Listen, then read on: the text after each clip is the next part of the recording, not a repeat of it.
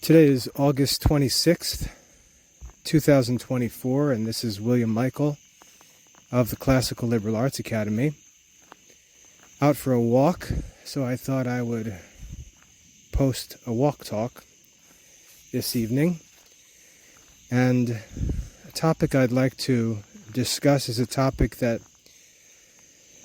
I've really had to wrestle with through the years, and I think I've come to a point where I've gained some strength in it, and would like to share what I've learned with fellow Christians.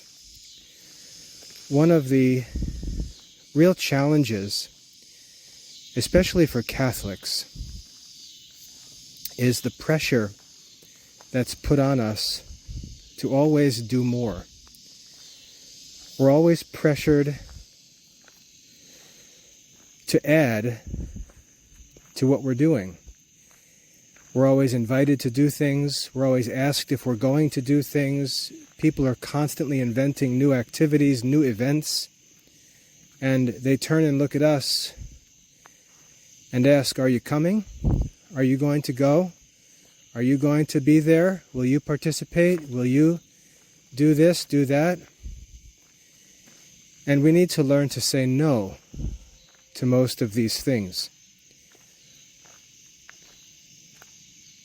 I'm always amazed by talk that I hear among Catholics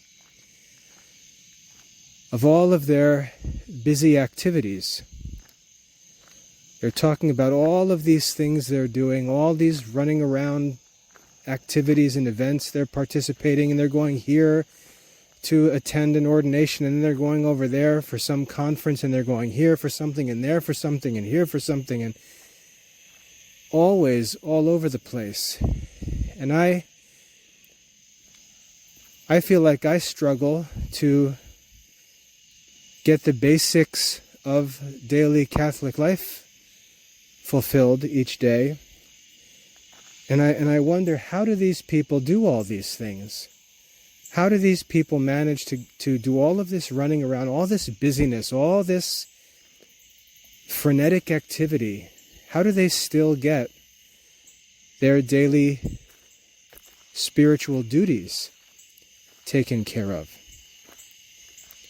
How do they work?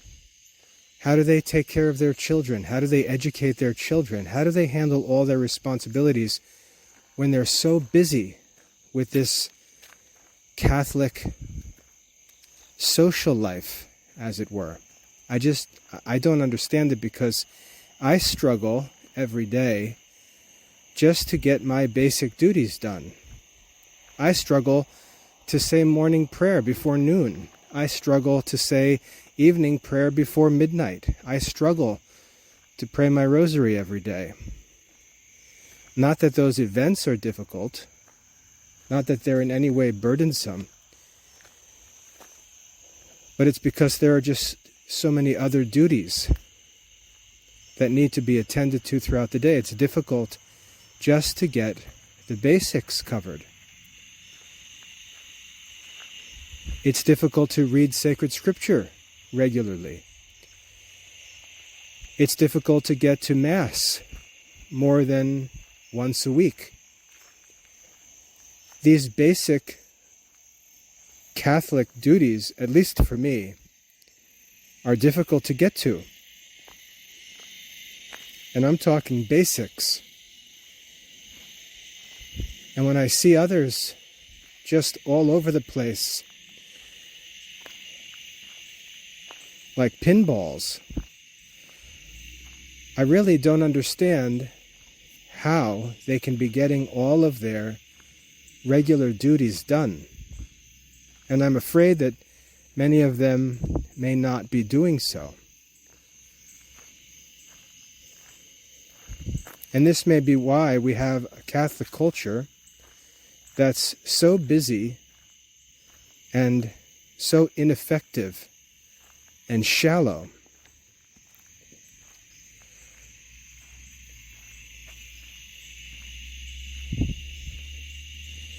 Now, You probably know the work that I do. I work in education. I'm the owner and headmaster of the Classical Liberal Arts Academy, and I work in Catholic education. The mission of the Academy is to research, restore, publish, and teach the classical liberal arts. It's my work. It's not a charity that I do. It's my work. It's how I earn my living. It's how I provide for my wife and children, pay my bills, and so on.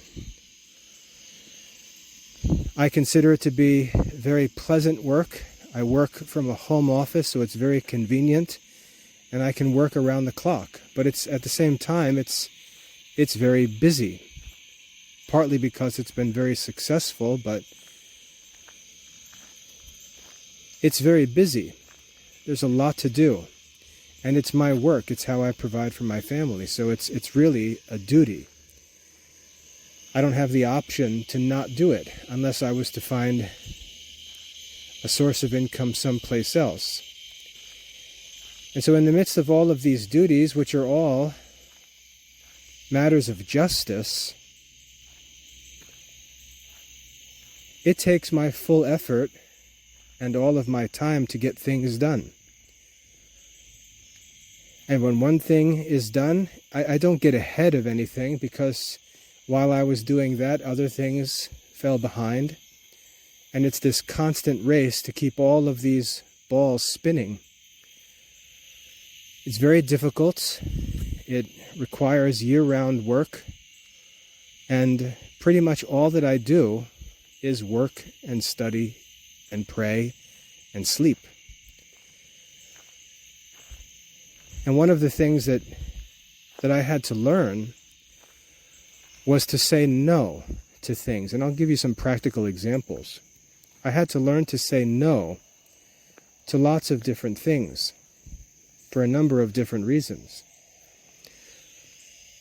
And let me give you an example. This past week, let's start out with the precepts of the church. When we look at the precepts of the church, we find the commandments of the Catholic Church. What's required for us to be members of the Catholic Church? We're given some very simple commandments or precepts. We need to attend Mass every Sunday and on holy days of obligation. That's very easy. My family has done that for 20 years. We've got to make confession at least once a year.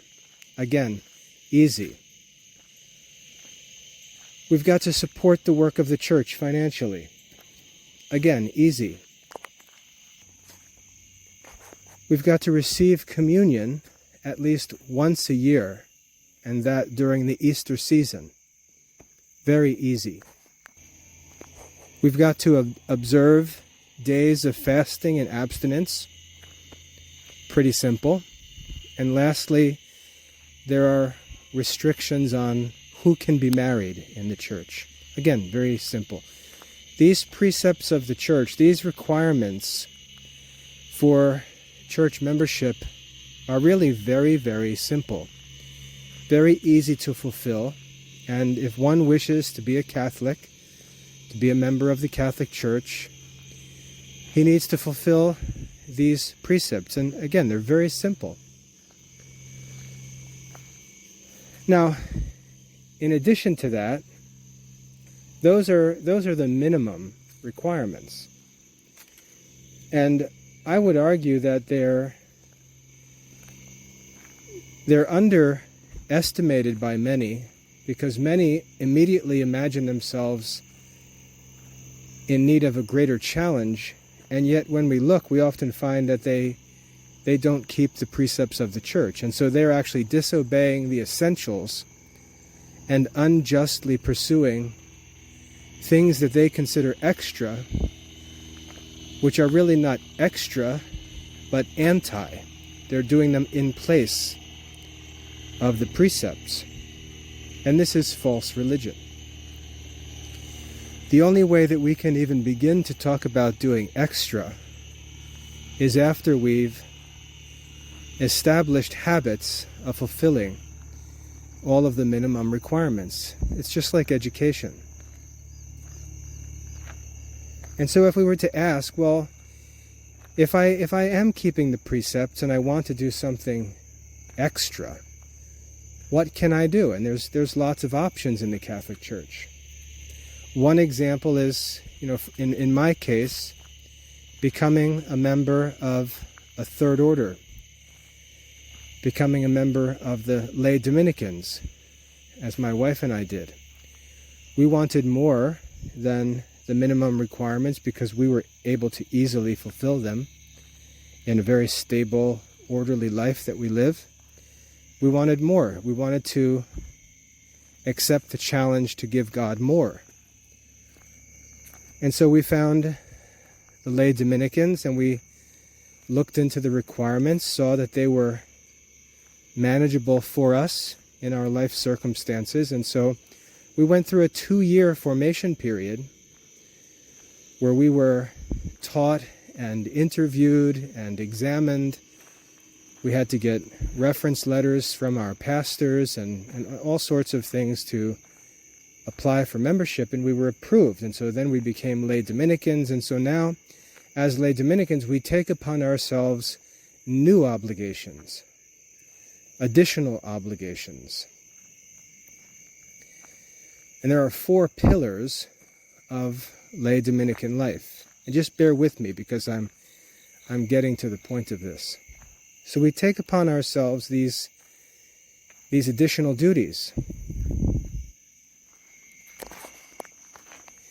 The first of these pillars is prayer. And so when we become lay Dominicans, we promise to pray the Liturgy of the Hours, at the very least. We promise to pray morning and evening prayer daily. And in addition to that, as Dominicans, we promise to pray the Holy Rosary daily, because this is of special interest to Dominicans since the Rosary was originally given to Saint Dominic. So to pray morning and evening prayer and to pray the Rosary daily is a real challenge. That's a real challenge. Now you may say, oh, that's not that hard. No, it's not hard to do once in a while, but it is very hard to do daily. It's a very difficult discipline to maintain day by day. And in addition to this, we're promised to pray for deceased Dominicans. And there are a number of other obligations, but we add prayer to the duties of the precepts of the Church, very specific form and routine of prayers. In addition to that, the second pillar is study. And as we are members of the order of preachers, we're expected to study, to contemplate, to grow in wisdom and knowledge and love of God, and to share the fruits of that contemplation. And so study is a necessary pillar of the Dominican life, and one way we study is through our chapter meetings. We have regular ongoing formation and studies that we participate in. That's one way we study. But in addition to that, for example, for me, in the Classical Liberal Arts Academy, I'm constantly studying the classical liberal arts, Aristotelian philosophy, scholastic theology, and so on. And I commit to that study as a part of my commitment to the life of a lay Dominican.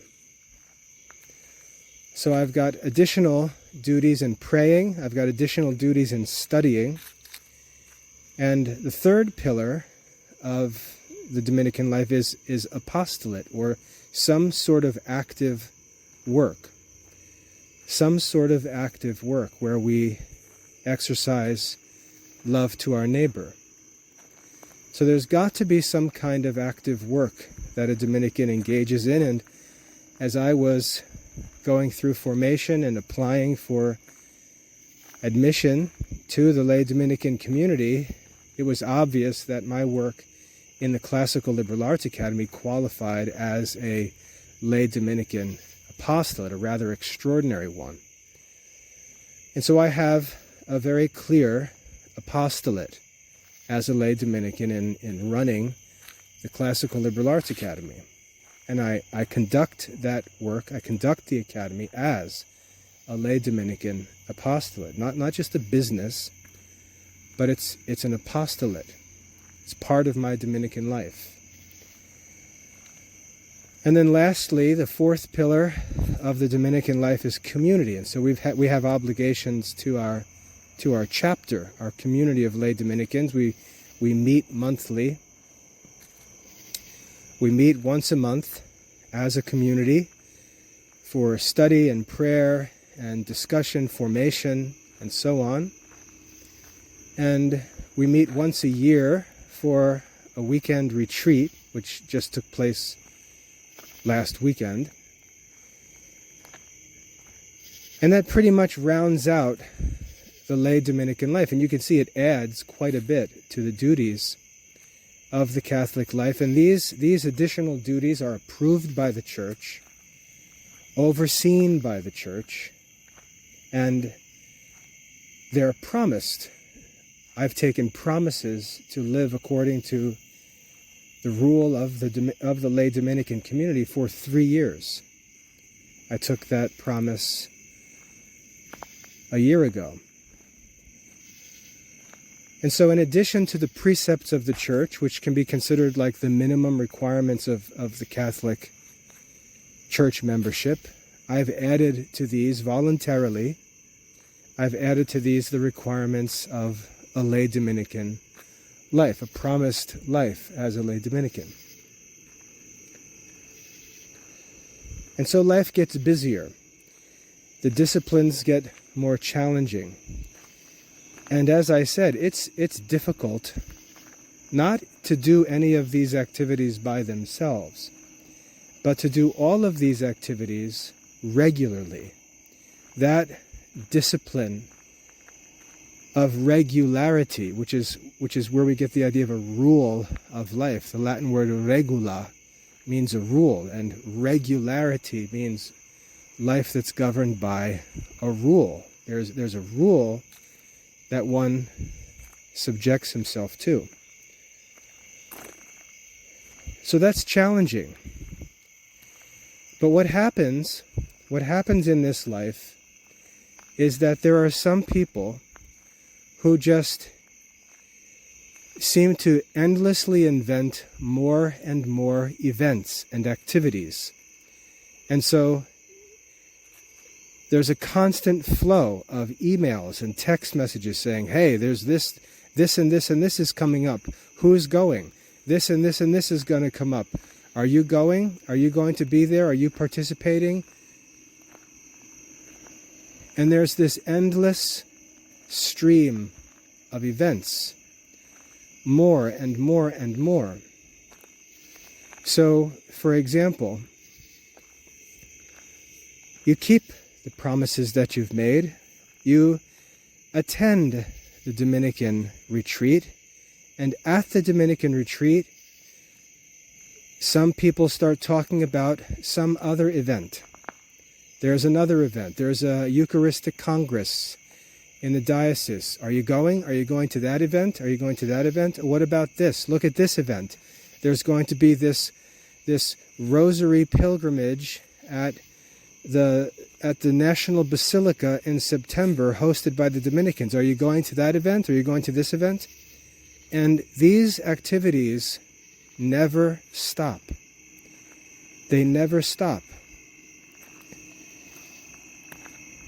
And it's very challenging. As much as I love them all, as much as I would love to say yes to every single event, and I would thoroughly enjoy every single event, the reality is I have real life responsibilities.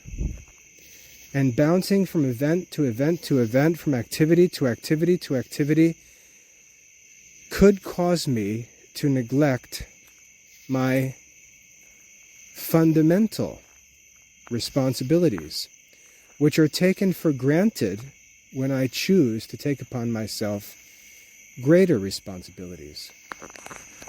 And so I've got to be very careful to learn to say, no, I'm not doing that. I'm not doing that. I'm not doing that. It's enough for me, in light of my regular duties,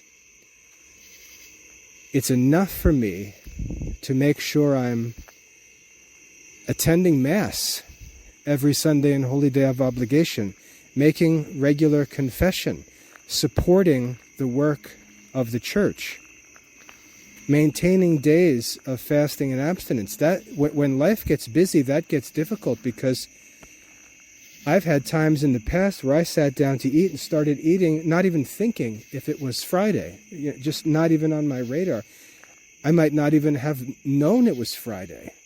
And what happens is, when life gets busy, simple things like keeping days of fasting and abstinence get difficult just because we lose track of time. If you think about in the Ten Commandments, when God commanded Israel to keep the Sabbath day, I find it interesting that he said to them, remember to keep the Sabbath day. Why? Why would he say that? Because we can just forget. Life can get so busy, we can get wrapped up in so many things that we're doing all of these different things, participating in all of these different activities, and yet we're not keeping the basics, not keeping the non-negotiables, the essentials. And that's the danger that I think many of us face in the Catholic life. And so I've had to discipline myself to say no very clearly, right up front, when I'm presented with the next thing and the next thing and the next thing. I simply say, no, I will not be doing that. No, I am not planning to do that. My schedule is already full. And as I said, it's very difficult to take care of the essential things, let alone all of these extra things. So it's very difficult. And I think many Catholics that I know, many Catholics that I see, are saying yes to too many things. And they need to learn to say no. They need to learn to start with concentric circles, and start with the first circle and say, what's my first level of responsibility? It's to keep the precepts of the Church. That's level one. And you know what? In light of my work schedule, in light of my family life, that may be all that I can do. That may be all that I can do.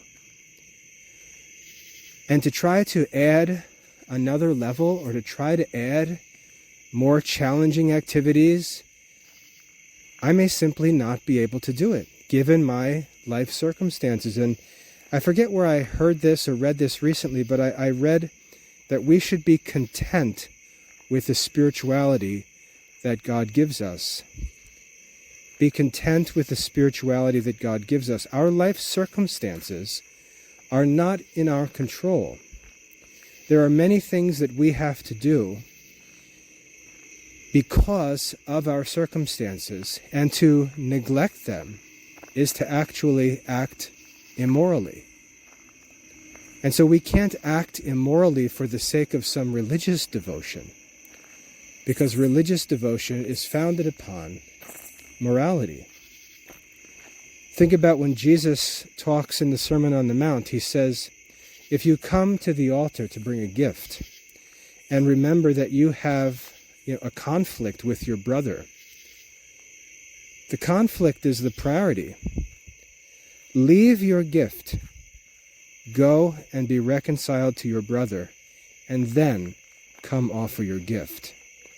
In other words, this hectic, busy religious activity is not the priority. The priority is keeping the moral commandments. In the Old Testament we read, obedience is better than sacrifice. And we've got issues in our life that are matters of obedience. And we're tempted to neglect them in pursuit of some extraordinary sacrifice that God has never asked of us. And when we think, well, what has God asked of us? The answer is the commandments. Go read the commandments. That's what God has not only asked of us, but commanded of us. We have no permission to neglect those things or to replace them with other activities. And so we can't break the commandments or neglect the commandments in order to perform some exciting, extraordinary religious activity, some devotional act that comes at the expense of morality. And it's a real temptation. And we've got to learn to say no. We've got to learn to stop believing that constantly adding to our activities makes us better Christians. That's really not true. One illustration that comes to mind is when I was a kid, like elementary school, this would be back in the 1980s, there were these charm necklaces. You could probably Google them if you don't know what I'm talking about. But all the girls had these charm necklaces, and they made all these different charms to put on these necklaces, and girls would collect them. And it was kind of cool to see all of the different charms and things that you could get to add to your necklace. And I think that for many people, Catholicism becomes a similar activity, where it's not so much whether or not you're doing the essential things, whether you're studying sacred scripture, whether you're making regular confessions, attending Mass regularly, whether you're actually practicing the works of mercy, and so on. But it's almost like people seek out obscure devotions, obscure topics, obscure activities, as if the more obscure you can be, the more spiritual you are. And that's really a fake religion, as I said, because we really are to be focused on the core things. And these core things are not just religious activities, they're also regular life responsibilities. You know, for example, St. Paul said in the New Testament that if any man does not provide for his own family, he is worse than an unbeliever. If any man does not provide for his own family, he is worse than an unbeliever. And I regularly see Catholic men wrapped up in all kinds of controversies and Catholic devotions who don't provide for their own families. And this is this fake religion. If we choose to marry and bear children, then we take upon ourselves as a religious duty the obligation to work, to provide for them, and to provide for them generously, according to the golden rule, as we would have a father provide for us.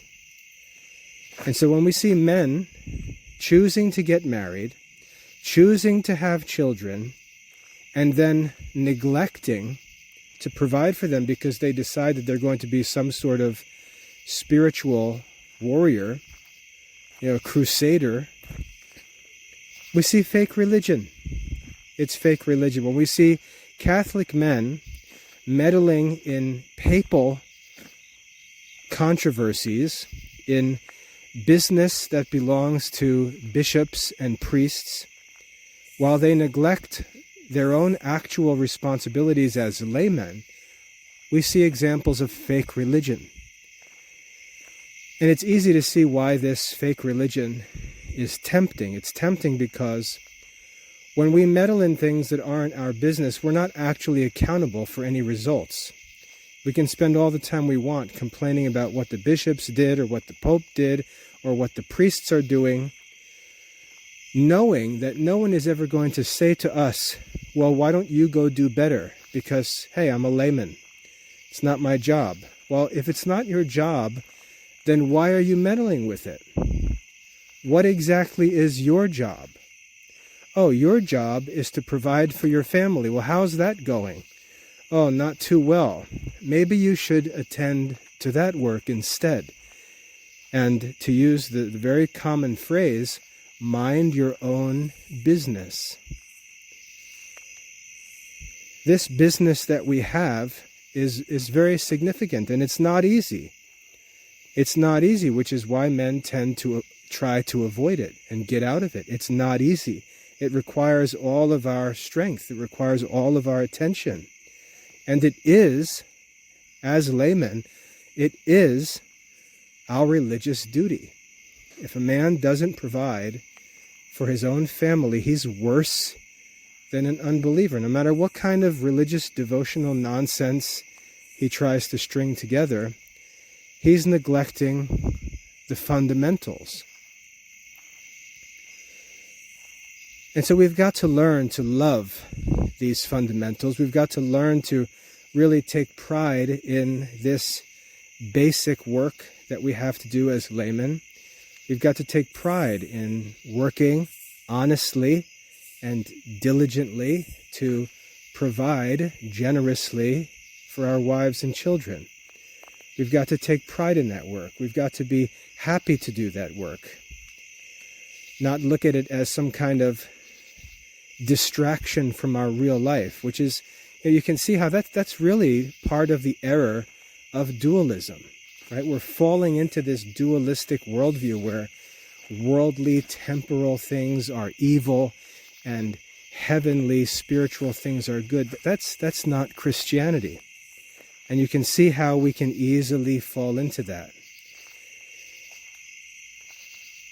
Now, I'm not saying that there aren't some people who have all their ducks in a row and they're experienced, disciplined Christians who seek higher and extraordinary devotions just as I chose to pursue lay Dominican life. I'm not saying that there can't be people in that position, but we have to make sure that our core obligations are taken care of, or that's all fake religion. And I would argue that in the church today, the real cause of a lot of the ugliness and poverty, weakness, lack of influence, shallowness, and so on that we see in the church is not the fault of the Pope or bishops or priests, not monks or nuns, but it's because the laity has abandoned its core responsibilities. And so the material, the temporal foundation of the church, which makes the church wealthy and vibrant and strong and beautiful, that foundation that is to be built and maintained by the laity is neglected.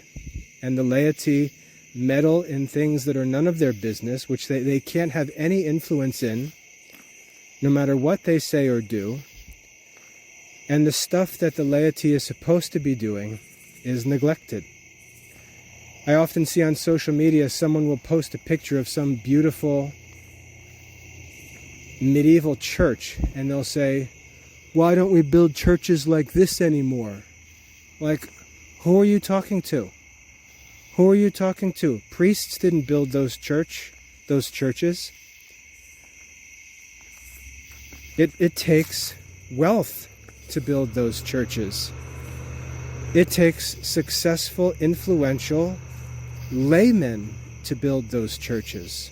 Most of those cathedrals you see were funded by secular rulers who used the wealth of their kingdoms to build those churches. They weren't built by priests. It wasn't like the parish board sat down together and said, hey, we've got two options. We can build a giant stone skyscraper that'll last for 1,000 years, or we can rent a trailer. Which one would you guys like to do? Oh, we'd like to build the giant stone cathedral. Oh, okay, we'll do that.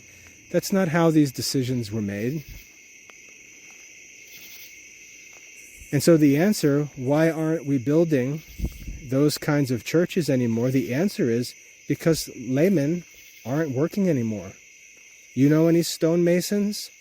You know any master carpenters who do that sort of work? Probably not. You know wealthy Catholic laymen who are willing to put $1 million on the table to contribute to a project like that? Probably not. Are you working to become such a layman who can do something magnificent like that? Or are you working until your essential bills are paid and then punching out and going home to sit around the house? These are the challenges. We're not fulfilling our duties as laymen, core duties.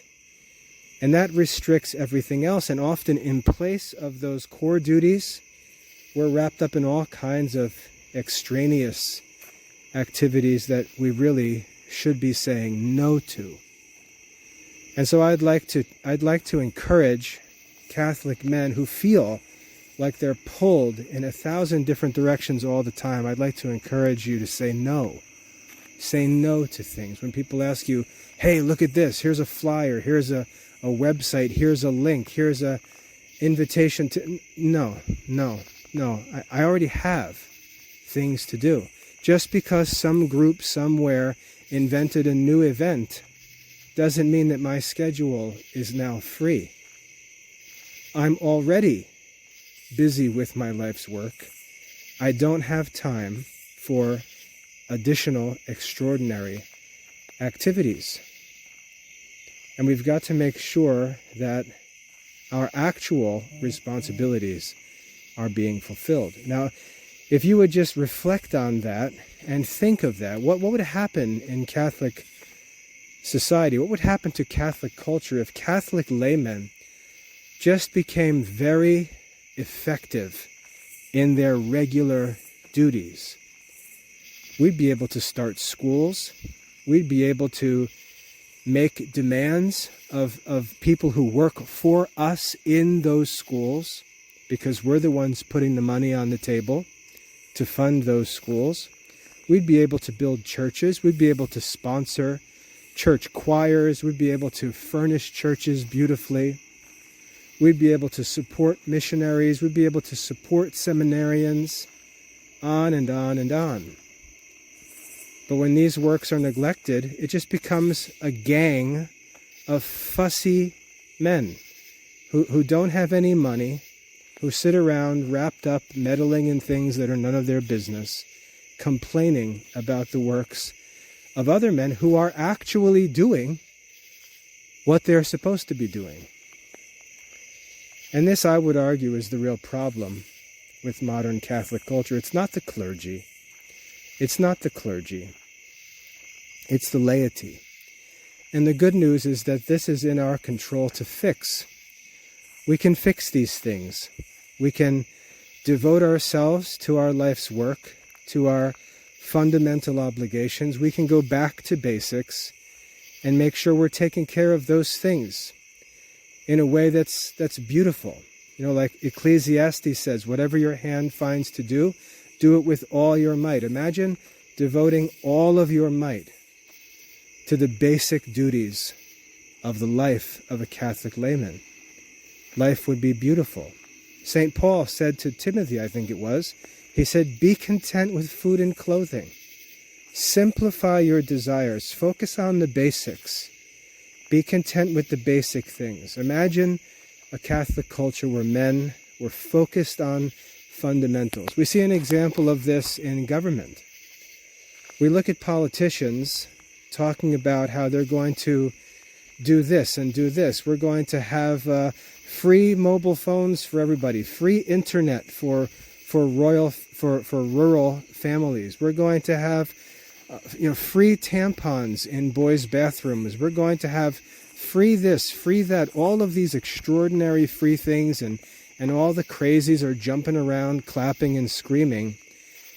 And no one's talking about repairing roads, repairing railroads, making sure that airplanes are safe to travel in, making sure our military is provided for, making sure hospitals are provided for. There's no talk of infrastructure, because infrastructure doesn't get anybody excited. We're not talking about renovating the underground sewer systems in major cities. We're not talking about things like that.